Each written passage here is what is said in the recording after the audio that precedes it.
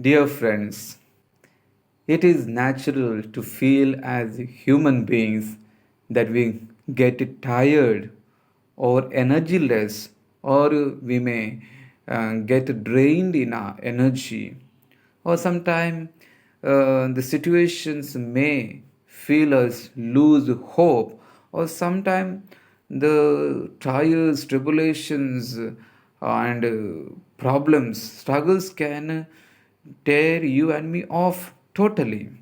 And in these times, you and I, as believers in the Lord, must go back or have a loving recourse to God and to His Son, Jesus, our Savior.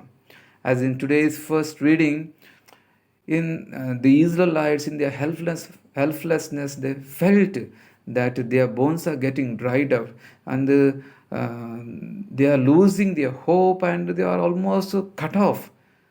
And in those extreme situations, tough situations, God fills in into their kind of drained lives His life and His love, and revives them, rejuvenates them, and makes them energetic people. And to become energetic and to become fully spirited, we need to live the commandments of the Lord, as it is told in today's gospel, that namely to love your God with all your heart, with all your mind, with all your strength, with all your soul, and to love your neighbor as yourself. You and I cannot love God because He is not a person. Though we give a human kind of a connotation or a shape to God, but He is a spirit. If you and I live the life of spirit, then definitely something we can really do to love God. But when you and I love one another, then definitely the love of God will be perfected in your and my life. The leaders of Jesus' times, namely Pharisees, Sadducees, scribes, elders, and lawyers. Today, in today's gospel, the lawyer came to test Jesus. All the time, Jesus was tested, and Jesus did not get frightened about the testings that were done to him by the leaders of his time, but rather the tests that were placed by others, in return, it became for Jesus to teach beautiful lessons. And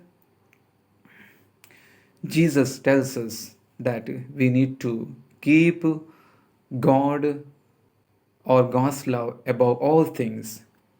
And when you and I make a point to love God, and once we have experienced God's love personally and directly, then we can replicate that same love to one another.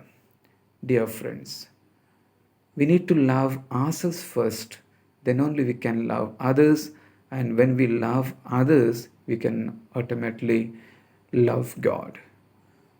It is going to be easy.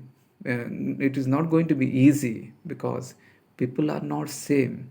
Sometimes people love us, sometimes people may hate us, but we need to have a balanced approach, that we do not make enemy,